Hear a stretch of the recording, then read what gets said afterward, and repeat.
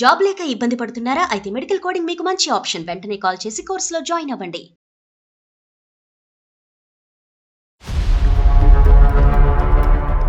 తను చాలా drinker sir. చాలా అంటే చాలా మరీ ఘోరంగా తాగి లాస్ట్ కి చావు వరకు వచ్చి చచ్చిపోయాడు కూడా. ఈ రోజు మోజుండి పెళ్లి చేసుకుంటావు, అది చూసుకుంటా, ఇది చూసుకుంటా, రేపు పొద్దున ఒకటే కండిషన్ తీసుకున్నా సార్, ఏంటంటే నన్ను చూసుకున్నప్పుడు నా పాపని కూడా చూసుకోవాలి అని ఒప్పుకుంటేనే చేసుకుంటా. ఆఫ్ కోర్స్ తల్లి తల్లి తల్లి తల్లి ఓకే, వెరీ గుడ్. ఒకవేళ పాపని వదిలి చేసుకుంటే నా తల్లి ఇలా చేసిందని రేపు పొద్దున ఒక 10 ఏళ్ళు 11 ఏళ్ళు వచ్చేసప్పుడు బుద్ధి వచ్చేసరికి వాళ్ళు నన్ను వచ్చి అనకూడదు. ఒక్కదాన్నే ఉంటే నా దగ్గర ఉండాలి, పాపకి నీ తల్లిదండ్రులు, లేకపోతే ఏ హాస్టల్లో ఏ చేయాలి. ఈడు దొంపతగా ఈడవడమ్మా, అందరి మనసులు గెలుచుకున్నాడు, అందరినీ ఒప్పించాడు, ఇప్పుడు ఏమొచ్చి పాప వద్దంటాడా? పాప వద్దంట సార్, నువ్వు కావాలి. చావాలా బతకాలని మధ్యలో ఉండిపోయాను. అతనంటే ఇష్టం, ఇటు కన్నాను, అదొక మమకారం, వదులుకోలేము.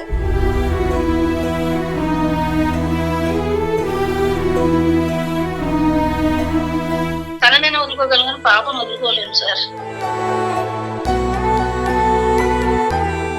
నువ్వు ఇష్టం అనే పరిస్థితి వరకు తెచ్చుకుని ఇప్పుడు పాపను డిలీట్ చేద్దాం అనుకుంటున్నాను నీ జీవితంలో. నీ పిల్ల మంచిగా ఉండాలనేసి నా పిల్లని నీ దగ్గర పెట్టేసి నీ పిల్లని వేరే వారి దగ్గర పంపించేస్తున్నారు, ఇది కరెక్ట్ కాదు.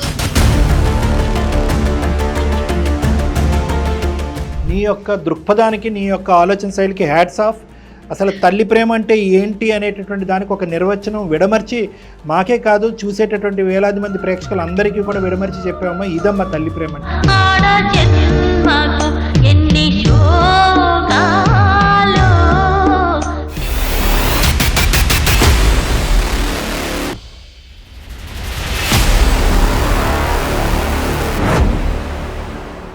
సుమన్ టీవీ అందమైన జీవితం కార్యక్రమానికి స్వాగతం.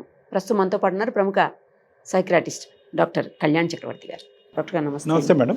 ఇప్పుడు మనం చూడబోతున్నటువంటి కేసు ఏంటంటే అసలు ఎలా చెప్పాలో కూడా అర్థం కావట్లేదు. ఎందుకంటే బంధానికి అనుబంధానికి మధ్య నలిగిపోతున్నటువంటి ఒక తల్లి.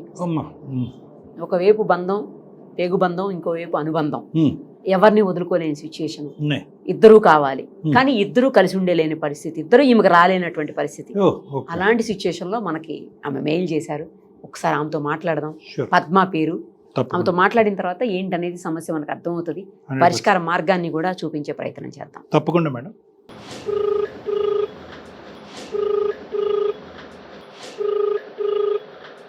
హలో. హలో అమ్మ పద్మనేనా మాట్లాడేది? నేను నిరుపమ, సుమన్ టీవీ అందమైన జీవితం కార్యక్రమం నుంచి కాల్ చేస్తున్నాను. మీరు మాకు మెయిల్ చేశారు కదా? అవును మేడం. అవును మేడం. దానికోసం కాల్ చేశాను అమ్మా. అదే ఒకసారి మీతో మాట్లాడడానికి ఇప్పుడు డాక్టర్ కళ్యాణ్ చక్రవర్తి గారు కూడా మనతో పాటు ఉన్నారు. అసలు ఏం జరిగింది, ఏంటి, మీకు ఎందుకు డైలమాలో ఉన్నారు, ఏం చేయలేని, ఏం తేల్చుకోలేని సిచ్యుయేషన్లో ఎందుకున్నారు, ఇవన్నీ కూడా ఒక్కసారి చెప్పండి అమ్మా. సరే మేడం. పద్మ గారు నమస్తే అమ్మా. నమస్తే సార్. చెప్పండి మీ సమస్య ఏంటో. నా పేరు పద్మ సార్. అమ్మా 7 years బ్యాక్ మ్యారేజ్ అయింది.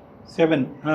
తను చాలా డ్రింకర్ సార్. చాలా అంటే చాలా మరీ ఘోరంగా తాగి లాస్ట్ కి చావు వరకు వచ్చి చచ్చిపోయాడు కూడా. అయ్యో ఓకే. పాప ఇప్పుడు ప్రెసెంట్ 4 years. పాపకి ఎంత అన్నారు ఇప్పుడు? పాప వయసు 4 years అండి. Okay okay. పాపకి ఎంత వయసు ఉన్నప్పుడు అతను చనిపోయాడు? పాప చిన్న పాప ఉంది సార్. అయ్యో.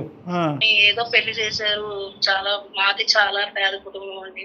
అమ్మా సరే పెళ్లి చేశారు కదా, మంచిగా బతుకు, తాగుబోతుడు ఎవరో ఒకరు మంచిగా వస్తారు అనేసి అనుకున్నాను. కానీ భగవంతుడు నాకు అంతవరకు టైం ఇవ్వలే, వాడిని కూడా తీసుకుని అమ్మా.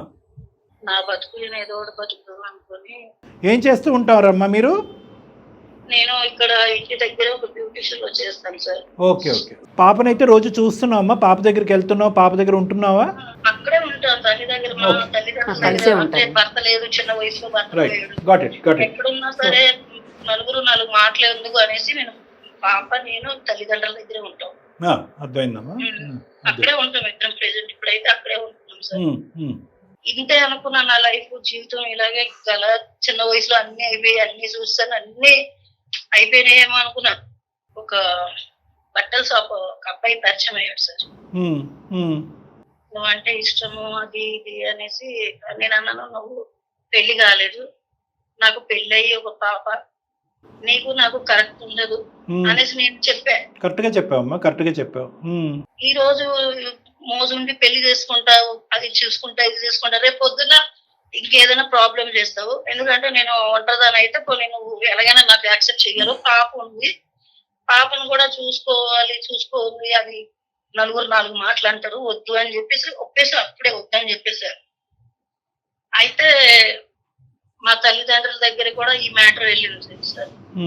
మా తల్లిదండ్రులు అన్నారు, నువ్వు కూడా ఒంటరిగా ఎందుకు ఉండడం, మరి చేసుకోవచ్చు కదా అంటే. ఎంత వయసు గ్యాప్ ఉందమ్మా నీకు అబ్బాయికి? అబ్బాయికి పెళ్ళి అవ్వలేదు, నీకు పెళ్ళి అయి 4 సంవత్సరాల బిడ్డ ఉంది, నీకు పెళ్ళి 7 సంవత్సరాలు అయింది. అతనికి వయసు ఎంతమ్మా? 1 year తేడా తనకి నాకు. చిన్న అబ్బాయి, నాకు 30, ఆ అబ్బాయికి 29. సో నీకైతే కనుక నీకు అయిష్టత ఉందని చెప్పి ఆ అబ్బాయి క్లియర్ కట్గా చెప్పేశావు, కానీ మీ తల్లిదండ్రులు మాత్రం చేసుకోవచ్చు కదా అని అన్నారమ్మా. చేసుకోండి, నువ్వు ఎందుకు ఒంటరిగా బతుకుతావు, తప్పే ఉంది అందులో. మొగుడు చనిపోయిన ఆడపిల్లకి భర్త అదే అబ్బాయి దొరకడమే కష్టం. అవునమ్మా. మా తల్లి అన్నది ఆ మాట, నా అమ్మ. సరే అనేసి ఒప్పించుకున్నాను నేను పెళ్లి చేసుకుందామని. నేను ఒక్కటే కండిషన్ తీసుకున్నా సార్, ఏంటంటే నన్ను చూసుకున్నప్పుడు నా పాపను కూడా చూసుకోవాలి అని ఒప్పుకుంటేనే చేసుకున్నాను. ఆఫ్ కోర్స్ తల్లి తల్లి తల్లి తల్లి. Okay, very good. నేను ఒక్కటే మాట కరెక్ట్ గా నేను 10 మంది దగ్గర కూడా ఈ మాట ఒప్పుకున్నా, నా పిల్లని చూస్తేనే నేను చేసుకుంటా. ఒకవేళ పాపని వదిలి చేసుకుంటే నా తల్లి ఇలా చేసిందంటే పొద్దున ఒక 10 ఏళ్ళు 11 ఏళ్ళు వచ్చేసప్పుడు బుద్ధి వచ్చేసరికి వాళ్ళు నన్ను వచ్చి అనకూడదు. ఇదన్నీ చూసుకుంటేనే నేను పెళ్లి చేసుకుంటా. సరే అని అన్ని ఒప్పించుకొని అన్ని చూసాను. నన్ను కూడా చాలా ప్రేమించాడు. 2 years ఫస్ట్ అబ్బాయి గుణము అన్ని తెలుసుకుందామని ఒక 2 సంవత్సరాలు తనతో ట్రావెల్ చేశాను సార్. ట్రావెల్ చేసిన తర్వాత గుణం మంచిది, బాగా నచ్చింది. బట్టల షాప్ సొంతంగా పెట్టుకున్నాడు, అన్ని. తను కూడా తల్లిదండ్రులు లేరు, చాలా కష్టం నుంచి పైకి వచ్చాడు. ఈ 2 years పాటు నువ్వు ట్రావెల్ అంటున్నావు అంటే పెళ్లి కాకుండా ట్రావెల్ చేసావు, అతను గుణాలు గణాలు ఏంటి అవి తెలుసుకోవటం గురించి. కానీ ఆ టైం అప్పుడు పాపను బాగానే చూసుకునేవాడా? తనకు బట్టలు కావాలన్నా నాకు బట్టలు కావాలన్నా చాలా బాగా చూసుకున్నాడు. సంక్రాంతి పండుగ. సో ఆ 2 years వరకు అసలు ఇబ్బంది ఏమీ లేదు? ఏం లేదు. ఒక్కటి ఇప్పుడు ఏమంటున్నాడు అంటే, పెళ్లి చేసుకున్నావమ్మా? పెళ్లి అయిందా? పెళ్లి చేసుకుందాం అనేసి ఫైనల్ వరకు వచ్చేసరికి సపరేట్ పెడదామని అంటున్నాడు సార్. ఒక్కదాన్నే ఉంటే నా దగ్గర ఉండాలి, పాపకి నీ తల్లిదండ్రులు లేకపోతే ఏ హాస్టల్లో ఏ చేయాలి.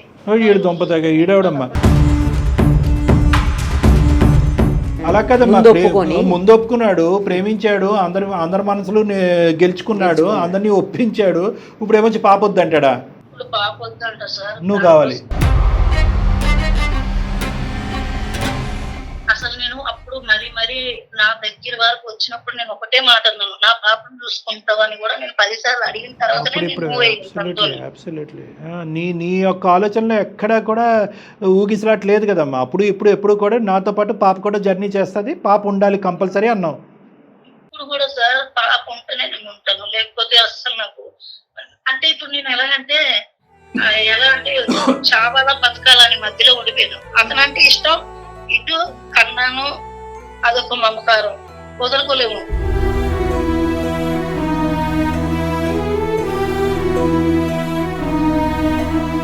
తననే వదులుకోగలను, పాపను వదులుకోలేము సార్. అందుకే మీకు మెయిల్ పెట్టాను, ఏమైనా కొంచెం నాకు కూడా ఏదో ఒకటి చిన్న చెప్తారనేసి మెయిల్ పెట్టాను. 100% చెప్పాలమ్మా, చెప్పాలి. ఎందుకంటే కనుక ఇప్పుడు అతనితో మేము మాట్లాడటానికి అవకాశం ఉంటుందమ్మా. అంటే ఇప్పుడు తనకి కాల్ చేస్తే మళ్ళీ లేకపోతే మళ్ళీ మైండ్ రోడ్డు మీద ఎక్కించవు అని ఏమైనా అంటాడేమో అనేసి భయపడుతున్నావు. సరే కాదమ్మా, ఒక్కటి చెప్పండి. ముందు ఒప్పుకొని ఇప్పుడు కాదు వద్దు పాపను వేరే పెట్టమనడానికి కారణం ఏంటి అసలు అడిగేవా? కారణం ఏంటంటే అప్పుడే పెళ్లి కాకుండా నేను ఇక ఎంత పెద్ద పాప ఉన్నదా అనేసి పక్కన ఎదురులు అంటారేమో అనేసి. మళ్ళీ నువ్వు అప్పుడే ముందే ఈ ఐడియా అనేది నీకు ముందు రాలేదు, ఇప్పుడు వచ్చిందా అని అంటే లేదు ముందు కాదు కానీ నువ్వు ఒప్పుకుంటావో లేదో కనీసం కొన్ని రోజులు నాతో ట్రావెల్ చేసిన తర్వాత నన్ను మొత్తం మర్చిపోలేవు. ట్రాప్ చేశాక అందుకే నేను- ఒరిజినాలిటీ బయటకు వచ్చింది. మొత్తం ఉచ్చులోకి లాగాడు. ఇష్టం లేనటువంటి, నీకు ఇష్టం లేదనేటటువంటి ఉద్దేశాన్ని నువ్వు ఇష్టం అనే పరిస్థితి వరకు తెచ్చుకుని ఇప్పుడు పాపను డిలీట్ చేద్దాం అనుకుంటున్నాను నీ జీవితంలో. ఈ కండిషన్ని మీ పేరెంట్స్ అంగీకరిస్తున్నారమ్మా? అయినా సరే పాపను మేము చూసుకుంటాం, నువ్వు పెళ్ళి అయితే చేసుకో అంటున్నారా? అంటున్నారు సార్. అందరూ ఒకేలాగా ఆలోచిస్తున్నారు రా బాబు. నీ లైఫ్ నువ్వు చూసుకోవాలి. నేను అన్నాను, నీ పిల్ల మంచిగా ఉండాలనేసి నా పిల్లని నీ దగ్గర పెట్టేసి నీ పిల్ల నువ్వు వేరే వారి దగ్గర పంపించేస్తున్నారు, ఇది కరెక్ట్ కాదు. నేనైతే పంపించిన నా పిల్లని. సూపర్ అమ్మా, పిల్ల ఎక్కడ ఉంటే సూపర్. అక్కడే నేను బతుకుతా అని చెప్పాను. సమస్య నువ్వే చెప్పావు, పరిష్కారం కూడా నువ్వే చెప్పావమ్మా. సంతోషం, చాలా సంతోషం అమ్మా. నేను ఒకటి చెప్తున్నాను, నీ యొక్క దృక్పథానికి, నీ యొక్క ఆలోచన శైలికి హ్యాట్స్ ఆఫ్. అసలు తల్లి ప్రేమ అంటే ఏంటి అనేటటువంటి దానికి ఒక నిర్వచనం విడమర్చి మాకే కాదు చూసేటటువంటి వేలాది మంది ప్రేక్షకులు అందరికీ కూడా విడమర్చి చెప్పామమ్మా. ఇదమ్మా తల్లి ప్రేమ అంటే. ఇది తల్లి ప్రేమ ఉండేటటువంటి ఒక గొప్పతనం, ఒక అనుభూతి. నిన్ను చూసి నేర్చుకోవాల్సినటువంటి వాళ్ళు చాలా మంది ఉన్నారు. సార్ పుట్టిన వెంటనే చనిపోయాడు తండ్రి. కనీసం తల్లి ప్రేమ కూడా లేకుండా బతికితే ఆ పిల్ల ఎందుకు? తల్లిదండ్రులు ఉండి కూడా పిల్లలు లేక చాలా మంది బాధపడుతున్నారు. అది మనం ఉంచుకొని ఎందుకు దూరం పెట్టడం? గ్రేట్ అమ్మా, గ్రేట్ అమ్మా. ఒక రెండు మాటలు నేను చెప్తానమ్మా, జాగ్రత్తగా ఆలకించు. నేను పెద్ద చెప్పేవాడిని కాదు, నువ్వే నాకు చెప్పేటట్టున్నావు. ఒకటి, అన్ని డొక్క మొక్కలు తిన్నున్నావు మనం. వచ్చినటువంటి మగాడు తాగుబోతాడు, సరే తాగుబోతాడే కదా, అట్లీస్ట్ మగ దిక్కుంటే సరిపోతుంది, పెళ్లి చేస్తే సరిపోతుంది అని చెప్పి మీ తల్లిదండ్రుల యొక్క పాత ఆలోచనకి నువ్వు తల శిరసా వహించి ఆ పెళ్లి చేసుకున్నందుకు 3 నెలలు ముచ్చటయ్యింది. అందులో సంతోషం లేదు, సుఖం లేదు. అతను చనిపోయాడు. ఓకే, అక్కడ కూడా నీకు సంతోషం సుఖం లేదు. ఫైనల్గా ఇంకొక మగాడు వద్దురా బాబు, ఇలాంటి వాడు ప్రవేశించకపోయినా కూడా పర్లేదు అనుకునేటువంటి సమయంలో ఒక ఎదవ వచ్చి, నేను ఇంకే తప్పుగా అనుకోద్దమ్మా, ఎదవే అంటాను, వాడు వచ్చి ఈరోజు నిన్ను ప్రపోజ్ చేశాడు. ప్రపోజల్కి నువ్వు వెంటనే కరిగిపోయావంటే కరగలేదు. అందరూ ఎదుర్కొంటే తీసుకెళ్ళి నిలబెట్టాడు. అతని క్యారెక్టర్ ఏంటి అనేది నువ్వుగా డెసిషన్ తీసుకోకుండా నలుగురి యొక్క ఉద్దేశం తీసుకుని సరే కరెక్టే అనుకునేవాడు వీడు నిన్ను ఏదో విధంగా పెళ్లి చేసుకోవాలనేటటువంటి ఉద్దేశంతో నీ అయిష్టతని ఇష్టం కింద మార్చుకునేటటువంటి మొదటి స్టెప్ వేశాడు. ఏం చేశాడు? నో అనేటటువంటి నిన్ను ఎస్ అనేటటువంటి విధంగా నీతో పాటు జర్నీ చేసి ఏదైతే మిస్ అవుతున్నావో ఎప్పటి వరకు నీకు ఆ జీవితాన్ని ప్రసాదిస్తాననే విధంగా పాపని బాగానే చూసుకున్నాడు, నిన్ను బాగానే చూసుకున్నాడు. అందుంచి నేను ఇందాక కూడా అన్నాను, పాపను కూడా బాగా చూసుకునేవాడు అంటే పండక్కి పబ్బానికి బట్టలు కొనిచ్చి బాగా చూసుకునేవాడండి. అతను కూడా బిజినెస్ పరంగా సెటిల్ అయ్యాడు, మమ్మల్ని కూడా బాగా చూసుకున్నాడు. అన్ని యాంగిల్స్లో ఒక సెక్యూరిటీ ఇచ్చే వ్యక్తిగా నాకు కనిపించాడండి. దాంతో నేను మనసులో అతనికి ఒక స్థానాన్ని ఏర్పాటు చేసుకున్నాను అని అన్నావు. కానీ అతను ప్లాన్ ఆఫ్ యాక్షన్ అనేటటువంటిది మొదటి నుంచి కూడా చాలా క్లియర్. ఎటొచ్చి నీకు తెలియలేదు, మాకు అర్థం కాలేదు. అతను ఏంటంటే కనుక కంప్లీట్గా అతని యొక్క గ్రిప్లోకి నిన్ను లాక్కున్న తర్వాత పాపని, అతని స్వార్థం అనేటటువంటిది బయటకు రావటం మొదలైంది. పాపని డిలీట్ చేసి మళ్ళీ ఒక కొత్త మ్యారేజ్ లాగా, ఒక పాప లేనటువంటిది, ఒక బిడ్డ లేనటువంటి ఒక మ్యారేజ్ లాగా అతను ఒక స్వార్థపూరితమైనటువంటి ఆలోచనతో ముందుకెళ్ళేటటువంటి వ్యక్తిగా మారిపోయాడా? మొదటి నుంచి ఈ ఆలోచన ఉందా అనేది మనకు తెలియనటువంటి అంశం. కానీ నేనైతే మాత్రం మొదటి నుంచి ఉన్నటువంటి ఆలోచనే ఎటొచ్చి ఏంటంటే కంప్లీట్గా అతని మీద ఒక మనసు ఏర్పాటు చేసుకున్న తర్వాత అతను నిజం చెప్దామనే ఉద్దేశంతో ముందుకు వచ్చినటువంటి ఒక వ్యక్తి. అయితే ఏదైతే నేను చెప్పాలనుకున్నావు అది నువ్వు ఆల్రెడీ చెప్పావమ్మా. అప్పుడైనా ఇప్పుడైనా ఎప్పటికైనా పదిలంగా ఉన్నటువంటి ఒకటి ఏదన్నా ఉంది అంటే కనుక అది తల్లి బిడ్డల మధ్యన ఉన్న ఒక ప్రేమ. అది మళ్ళీ ఒకసారి నిరూపించబడింది ఇక్కడ. ఏ పాపం ఎరగండి, ఏ పుణ్యం ఎరగనటువంటి ఆ ఆడపిల్ల నువ్వు కన్నావు. దురదృష్టం ఆ అమ్మాయికి, నీకు ఎలాగైతే కనుక ఒక భర్త అనేటటువంటి స్థానం లేదు, నీ పక్కన లేదో, అలాగే ఆ అమ్మాయికి ఒక తండ్రి అనేటటువంటి స్థానం లేకపోవడం దురదృష్టం. కానీ ఎవరూ లేకుండా కూడా ఈ సముద్రాన్ని మీరు ఏదొచ్చమ్మా. మీ ఇద్దరి మధ్యన ఉండేటటువంటి ప్రేమ పదిలం. ఆ పాప నువ్వు పనులు చేసుకుంటూ ఆ బిడ్డను తల్లిదండ్రుల దగ్గరే ఉంచావు, కానీ ఎప్పుడు కూడా ఆ అమ్మాయికి గుడ్ బై చెప్పలేదు, ఆ అమ్మాయిని ఎవరికో దత్తత ఇవ్వలేదు, ఆ అమ్మాయిని ఒక అనాథాశ్రమంలో ఇవ్వలేదు. ఇప్పుడు ఈ మహాపురుషుడు వచ్చి వద్దు, ఆ అమ్మాయి మన దగ్గర ఉండటానికి వీల్లేదు, ఒక తండ్రి లేని బిడ్డే కాదు, ఒక తల్లి లేని బిడ్డ కింద కూడా ఆ అమ్మాయి ఉండాలి అనేటటువంటి మాట ఈ మనిషి అంటున్నాడు. దాన్ని నువ్వు సరసా వహించవలసినటువంటి అవసరమే లేదు. అర్థమైంది కదమ్మా? ఓకే, నీలో ఒక నమ్మకం ఏర్పడింది. అరే సరే, ఒక మంచి మగాడు వచ్చాడు నా జీవితంలో నువ్వు అనుకున్నావు. సరే, ఇలాంటి కళలు నువ్వు ఎప్పుడో కన్నావు. మంచి భర్త వస్తాడు అని అనుకున్నావు, ఆ కళ కూడా అలా అయిపోయింది. ఇంకో మగాడు తాత్కాలికంగా వచ్చి నీ ఆలోచనని నీ కళ్ళని ఇంకో లెవెల్కి తీసుకెళ్ళాడు. కానీ మళ్ళీ ఇంకా పెళ్లి చేసుకున్న తర్వాత ఈ మాట అంటే కనుక ఇంకెలా ఉండేదో అనేది నేను భయపడతాను. నేను కూడా అదే ఆలోచిస్తాను. అంతే కదా మేడం? కరెక్ట్. పెళ్ళి అయిన తర్వాత అమ్మాయి నాకు వద్దు, నువ్వు మాత్రమే కావాలి, అమ్మాయిని తీసుకురావద్దంటే పరిస్థితి ఏంటి? మరి ముందు నువ్వు వెనక గొయ్యిలా తయారవుతుంది. అర్థమైంది కదమ్మా? ఏం లేదు సార్, పక్కన ఫ్యామిలీ, ఇంటోళ్ళు, తల్లిదండ్రులు, చుట్టాలు, బంధువులు అందరూ ఏమంటున్నారంటే నీ లైఫ్ నువ్వు చూసుకో అని అంటున్నారు సార్. ఎలా చూసుకోవాలి నా లైఫ్ నేను? అమ్మా ఒకటి, నీ లైఫ్ నువ్వు చూసుకో, పాప లైఫ్ పాప చూసుకుంటది, ఏం మాటలమ్మా ఇవన్నీ?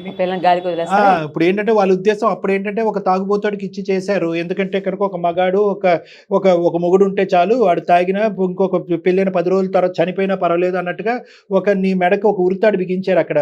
నీ మనోధైర్యం బాగుంది కాబట్టి ఆ సముద్రం ఈదేవు బిడ్డతో పాటు చంకనెత్తుకుని బయటపడ్డావు. నీ బతికేదో నువ్వు బతుకుతున్నావు. ఇప్పుడు మళ్ళీ వాళ్ళు నీ చేతి ఇంకో తప్పు చేయిస్తున్నారు అన్నటువంటి మాట అనటంలో నేను ఎటువంటి సంకోచం లేదమ్మా. ఎందుకంటే కనుక ఈరోజు నిన్నంటూ ఒక మనిషిగా ఉండేది, నీకంటూ ఒక మనోధైర్యం ఇచ్చేది, నీకంటూ ఒక స్ట్రెంగ్త్ ఇచ్చేటటువంటి ఏకైక శక్తి ఎవరన్నా ఉన్నాడంటే ఆ బిడ్డ, మీ ఇద్దరి మధ్యన ఉన్న బాండు, ఆ ప్రేమ. దీని గురించి మీ అమ్మ కాదు కదా, ఎవరు కూడా మాట్లాడటానికి అర్హులు లేదు, అర్హత లేదు. సో ఎల్లకాలం ఎన్ని సమస్యలు వచ్చినా, ఎంతమంది విరోధించినా, ఎంతమంది వచ్చి నీ బిడ్డను వేరే చోట పెట్టి నువ్వు పెళ్లి చేసుకో అని అన్నా, నీ సుఖం ఇంపార్టెంట్, నీ స్వార్థం చూసుకో అని అన్నా కూడా దయచేసి ఈ తల్లి బిడ్డల యొక్క ప్రేమని తెగొట్టద్దమ్మా. ఎందుకంటే కనుక ఎందుకు ఇంత ధైర్యంగా అంటున్నానంటే, నిజంగా పెళ్ళి అనేటటువంటిది నీ యొక్క నుదుటి మీద రాసుంటే కనుక, మరో పెళ్ళిని రాసుంటే కనుక, ఆ పెళ్లి చేసుకునేటటువంటి వ్యక్తి ఈరోజు కాకపోయినా రేపైనా కూడా నిన్ను, నీ బిడ్డని యాక్సెప్ట్ చేసుకుంటూ ముందుకు వచ్చేటటువంటి వ్యక్తి వస్తాడు. అటువంటి వ్యక్తి వచ్చేంత వరకు వెయిట్ చేయి. లేదు అంటే కనుక నువ్వు నీ బిడ్డ అనుకుంటూ అక్కడికి ఒక ఫుల్ స్టాప్ పెట్టేసి. అది బెస్ట్. ధైర్యం వచ్చి పక్కన నిల్చున్నట్టు చెప్పారు సార్, చాలా థ్యాంక్స్ సార్. అమ్మాయి ఎటు తేల్చుకోలేని మన వరకు పరిస్థితుల్లో ఉంది. ఇంకా లైఫ్ లో ఏమీ వద్దు నాకు, ఇంకా ఇంతే. దేవుడు ఏదైనా రాసుంటే మీరు చెప్పినట్టుగా ఇంకో పెళ్లి రాసుంటే అదే ఎత్తుకుంటూ వస్తుంది. ఇంకో చిన్న పాయింట్ అమ్మా, ఇంకో చిన్న పాయింట్ కూడా చెప్తాను. ఎప్పుడైతే కనుక నువ్వు నీ దారి నీది, నా దారి నాది, నా బిడ్డ ఉంటేనే కనుక నీతో పెళ్ళి అని అన్నా కూడా, ఇప్పుడు ఇతను ప్లేట్ ఫిరాయించి మళ్ళీ నీ జీవితంలో ఎంటర్ అవటానికి ట్రై చేసినా కూడా వద్దమ్మా. ఎందుకంటే కనుక ఒకసారి అలాంటి ఆలోచన వచ్చిందంటే కాంప్రమైజ్. ఎందుకంటే నీ బిడ్డను ఎలా ట్రీట్ చేస్తాడో తర్వాత అతను అది నువ్వు చూస్తూ భరించలేవు. కాబట్టి అతని మనసులో ఉన్న ఉద్దేశం కరెక్ట్ టైంకి పెళ్ళి అవ్వకముందే బయటపడింది కాబట్టి, ఇది అతని నిజస్వరూపం కాబట్టి, మళ్ళీ ప్లేట్ ఫిరాయించి బిడ్డని నిన్ను బాగా చూసుకుంటానని ముందుకు వచ్చినా కూడా ఇది యాక్సెప్ట్ చేయవలసినటువంటి పరిస్థితి నీకు లేదు, అవసరం కూడా వద్దమ్మా. అసలు చేయను, చేసేదాన్ని అయితే పెళ్ళే చేసేసి ఎప్పుడు వాడు మాటలు చెప్పింది. నువ్వు టెస్ట్ చేసావు మనిషిని. Very good. ఓకేనమ్మా, సరే అమ్మా, జాగ్రత్త, టేక్ కేర్. ఓకే బాయ్ అమ్మా, జాగ్రత్త, ధైర్యంగా ఉన్నాం.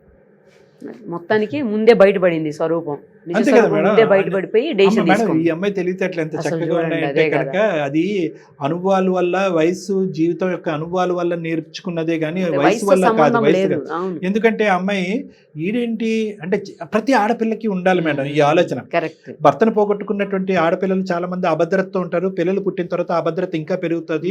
ఆ పిల్లవాడికి ఒక తండ్రి రూపాన్ని చూపెట్టాలనుకుంటారు, నా పక్కన ఒక మగాడి రూపాన్ని చూపెట్టాలనుకునే తొందరపాటుతో ఈ సమాజం కూడా పుష్ చేస్తూ ఉంటది. వీళ్ళు ఇరుకును పడతారు. ఈ అమ్మాయి ఏం చేస్తుందంటే, ఇదేంటి నేను చక్కన బిడ్డను ఎత్తుకున్నా కూడా నాకంటే సంవత్సరం చిన్నవాడు, ఫ్రెష్ గా వేరే అమ్మాయి వచ్చేటటువంటి అర్హత ఉన్నటువంటి వాడు నన్ను చేసుకుంటాను అన్నాడని చెప్పి ఈ అమ్మాయి 2 సంవత్సరాల పాటు పరీక్ష పెట్టింది. ఆ పరీక్షలో ఏంటంటే ముందే తలదించుకుని పెళ్లి చేసేసుకుని ఉంటే కనుక ఈ రోజు అమ్మాయి ఇంకో సమస్య ఇంకో విధంగా వచ్చి ఉండేది మేడం. ఏమండి ఇలా పెళ్లి చేసుకున్నాడు, నా బిడ్డను వద్దంటున్నాడు, ఇప్పుడు నేను సచిన నా మొగుడిని వదులుకోలేను అని చెప్పి బిడ్డను వదులుకోలేను ఎలా అంటే కనుక ఆ సమస్యకి మీరు నేను కూడా అంత ఈజీగా పరిష్కారం చెప్పలేము. అలాంటి అమ్మాయి ముందస్తు తెలివితేటలు వాడి ఏం చేసిందంటే ఒక జర్నీ చేసింది. చాలా మంది అనొచ్చు, ఏంటమ్మా బిడ్డను ఎత్తుకుని నువ్వు అలాగ ఒక పరాయి మగాడితో జర్నీ చేస్తావు ఏంటి అంటే కనుక, అమ్మాయి తప్పు చేయలేదు. ఒక వ్యక్తిని అసెస్ చేసింది, ఈడు అర్హుడా కాదా, నన్ను నా బిడ్డను బాగా ట్రీట్ చేస్తాడని చెప్పి 2 years పాటు పరీక్ష పెట్టిన తర్వాత ఆ పరీక్షలో వాడి యొక్క నిజస్వరూపం బయటపడింది. మనం ఈ రోజు తల్లి బిడ్డల యొక్క బంధాన్ని కాపాడిన వాళ్ళం. కరెక్ట్ సార్, కరెక్ట్ చెప్పారు. Nice sir, thank you.